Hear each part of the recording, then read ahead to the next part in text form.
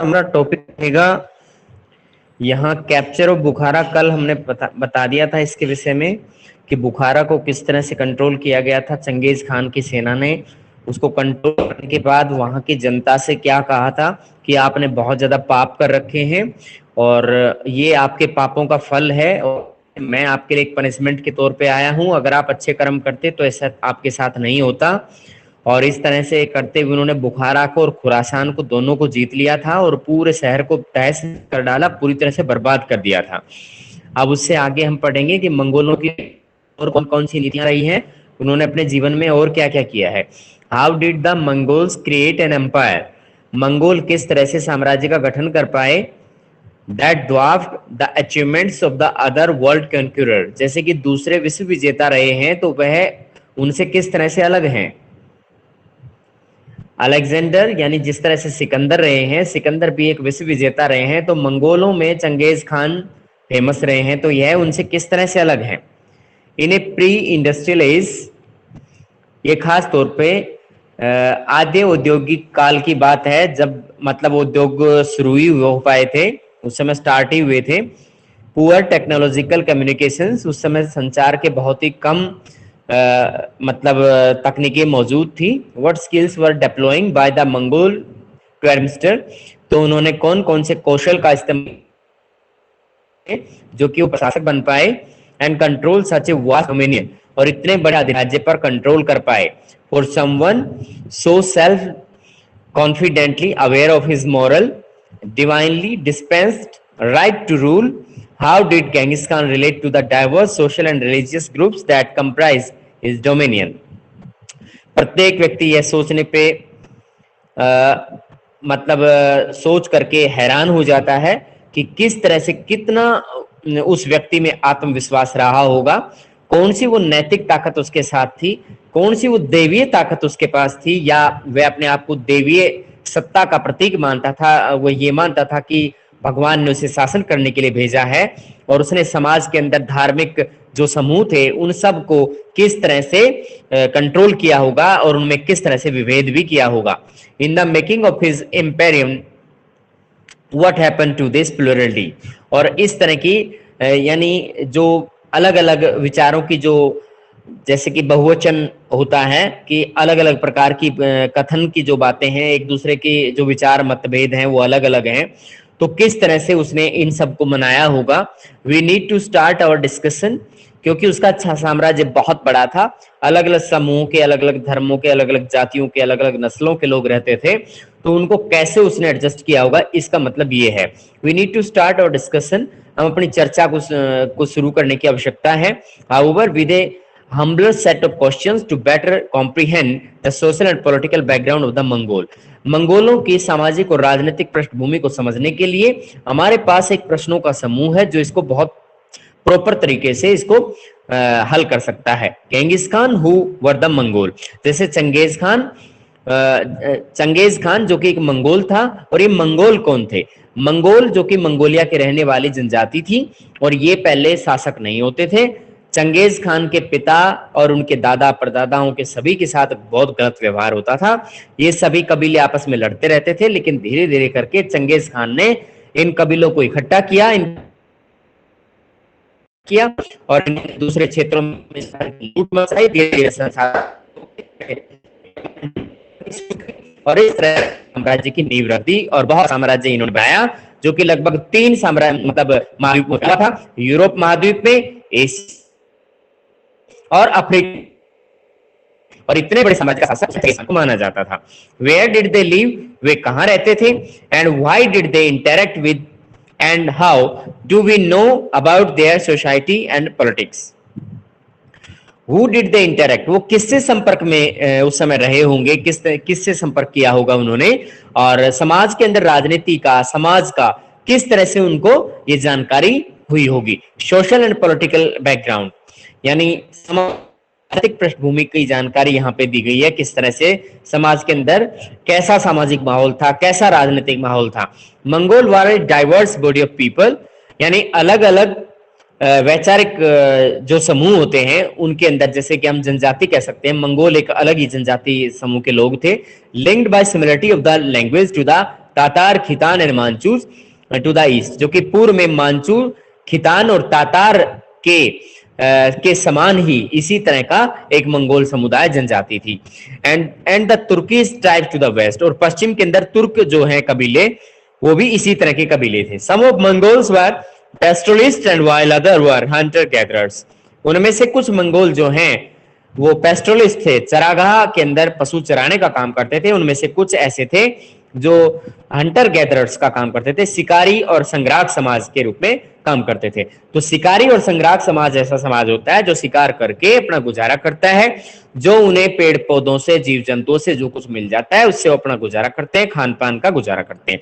जैसे शिकार के दौरान मान लीजिए किसी जीव की उन्होंने को खत्म कर दिया, उसका शिकार कर लिया, तो उसका मांस प्राप्त कर लेंगे। और इस तरह से पेड़ पौधों से प्राप्त होने वाले फल, कंदमूल से वो अपना गुजारा करते हैं। तो इस तरह के होते हैं Hunter gatherers.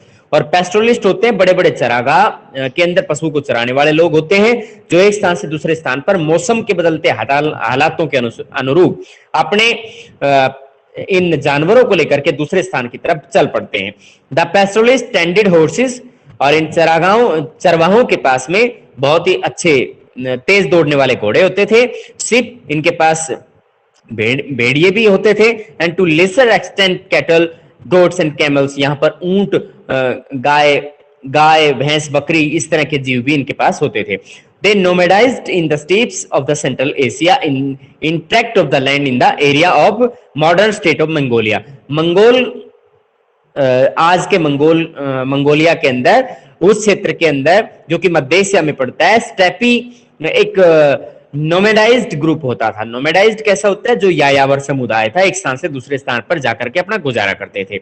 This was and still is, और ये उस समय भी आज भी, a majestic landscape with wide horizons, यहाँ पर बहुत ही एक तरह से रहस्यमयी धरातल का ढाल देखने को मिलता है।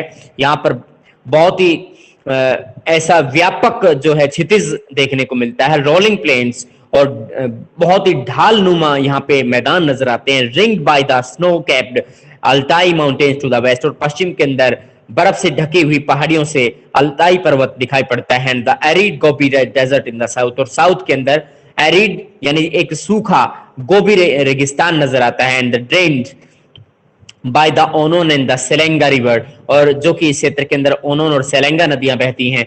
And myriad springs from the melting snow of the hills in the north and the west, और उत्तर और पश्चिम के अंदर यहाँ पर पिघली हुई बर्फ से यहाँ पर माइरेड झरना बहता है। लस लग्जरियंट ग्रासेस ऑफ पास्चर्स, और यहाँ पर चरागाहों के अंदर इस तरह की घास मिलती है जो कि बहुत ही हरी भरी कच्ची घास जो होती है।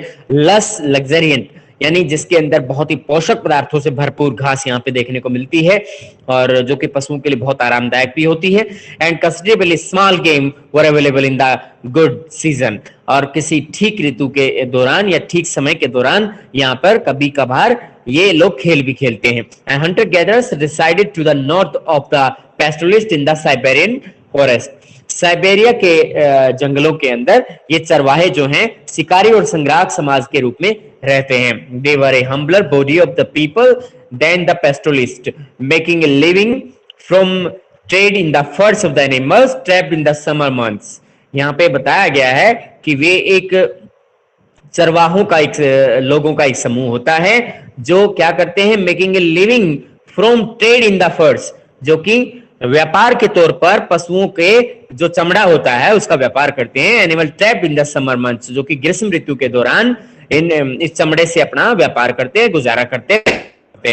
And there were extremes of temperature in the entire region, इस पूरे क्षेत्र में बहुत ज्यादा गर्मी पड़ती है। हार्श एंड लॉन्ग विंटर्स, बहुत ही ज्यादा गर्मी, ग्रीष्म शुष्क ऋतु होती है, लंबी शीत ऋतु होती है। फॉलोड बाय द ब्रीफ, और यानी long winters followed by the brief dry summers, यहाँ पर बहुत लंबी शीत ऋतु होती है और बहुत ही कम शुष्क ऋतु होती है। Agriculture was possible in the pastoralist region during short parts of the year, but the Mongols, unlike some of the Turk further west, did not take to the farming. यहाँ पे बताया गया कि कृषि यहाँ पर इसलिए बहुत ही कम अवधि मिल जाती है। इस चरवाहे के क्षेत्र के अंदर बहुत ही कम समय ऐसा होता है जिसके अंदर ये अपने पशुओं को चरा सकते हैं। इनकी खुद की भी ऐसी कोई इच्छा नहीं होती कि वो खेती करने में कोई रुचि रखें, खेती करने में इनकी कोई रुचि नहीं होती है। Neither pastel nor the hunting gathering economies could sustain dense population settlement. As a result, the region possessed no cities.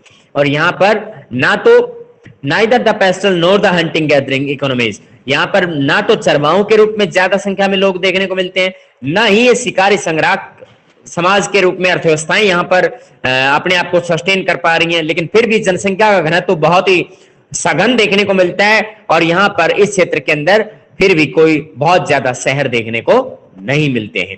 The Mongol lived in the tents, Mongol जनजाति जो टेंट के अंदर रहते थे, जर्स के अंदर रहते थे, झुग्गियों में रहते थे। ट्रेवल्ड विद देयर हर्ड्स, वे अपने पशुओं की काफिलों के साथ में आगे बढ़ते थे। From there winters to summer pasturelands, और सर्दियों से ग्रीष्म ऋतु के जो चरवाहा क्षेत्र होते थे उनके लिए ये एक स्थान से दूसरे स्थान पर जाते रहते थे। यहां तक कोई प्रॉब्लम है तो बता सकते हैं बेटा। आगे देखिए, ethnic and language united the Mongol but the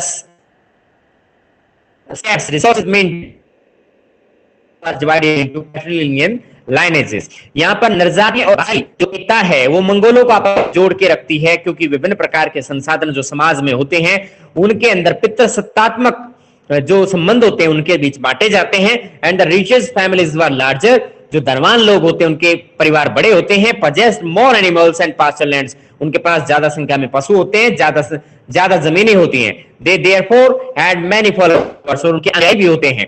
and were more influenced in the local politics, और वे स्थानीय राजनीति में ज्यादा प्रभावशाली भी होते हैं। जो धनवान लोग होते हैं उनके बारे में कहा गया है।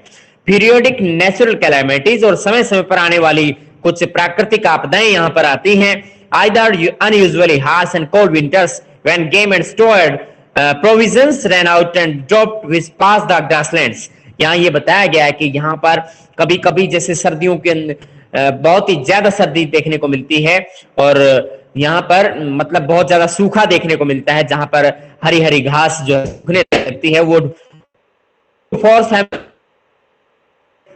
फील्ड और पास्चर, और यहाँ के बीच चरवाहा क्षेत्र को प्राप्त करने के लिए आपस में झगड़ा होता है। Predatory raids in the search of livestocks, और ये लोग लूट भी मचाते हैं, यानी विभिन्न प्रकार के पशुओं को चुराने की लूट मचाते हैं ये लोग।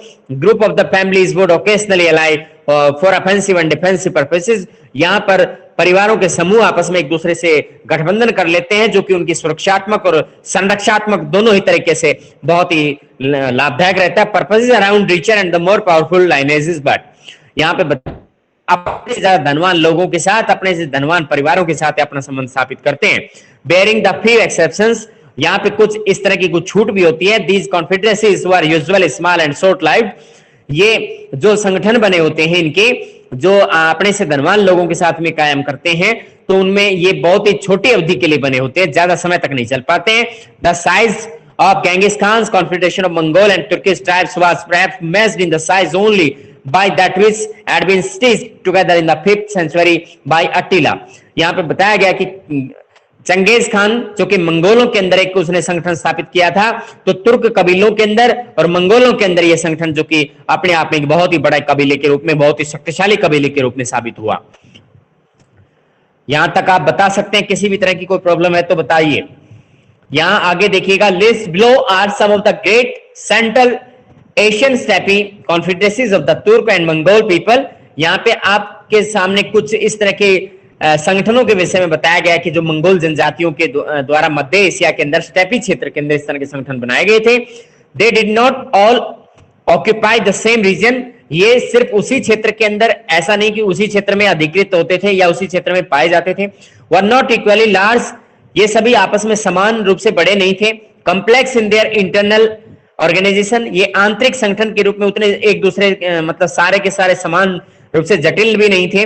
They had a considerable impact on the history of the nomadic population, इनका जो यायावर जनसंख्या होती है उनके जीवन पर, उनके इतिहास पर बहुत ही बड़ा प्रभाव इस तरह के संगठनों का रहा है। But their impact on the China and the adjoining region varied, लेकिन चाइना के अंदर और दूसरे क्षेत्रों के अंदर पड़ने वाले इस तरह के समूहों पर जो प्रभाव है वो अलग अलग रहा है। एक इसमें है, यहां पर हैसुइंग नू, दूसरा है जुआन जॉन, ये मंगोलों का है, ये ऊपर वाला तुर्कों का है, ये 200 ईसा पूर्व का है, ये 400 ईस्वी का है। या एप्थेलाइट हंस है, ये मंगोलों का है, 400 ईसा पूर्व का है। और टू चेस ये है बेटा 550, ये तुर्कों का है। ये उइगुर मुसलमानों का है, ये तुर्कों का, जो कि 740 ईस्वी पूर्व का है। और खितान जो है मंगोलों का है 940 ईस्वी पूर्व में। यानी ये सब वो समुदाय हैं जो उस समय खास तौर पे प्रमुख समुदाय के तौर पे जाने जाते थे। ये तुर्कों का, ये मंगोलों का, ये मंगोलों का, तुर्क, तुर्क मंगोल्स। यहाँ पे इनके नाम आप याद कर सकते हैं। और इस तरीके से हम इस टॉपिक को यहां तक पूरा कर चुके हैं। आप टाइम से ज्वाइन कीजिए। मैंने बहुत बच्चों को अब कॉल करके मुझे बोलना पड़ा, तो ऐसे ना करें बेटा। टाइम से 11 बजे आपकी क्लास होती है, तो आप टाइम से ज्वाइन करें। अपने क्वेश्चन आंसर साथ साथ रेडी करें, और ये टॉपिक जो भी हैं इन टॉपिक्स को आप रीड करें प्रॉपर तरीके से। ठीक है बेटा, अब आप लीव कर सकते हैं।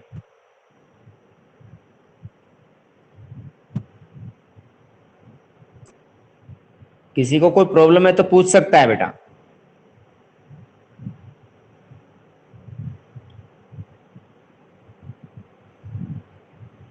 मधु, Harsh Yadav, you can leave now.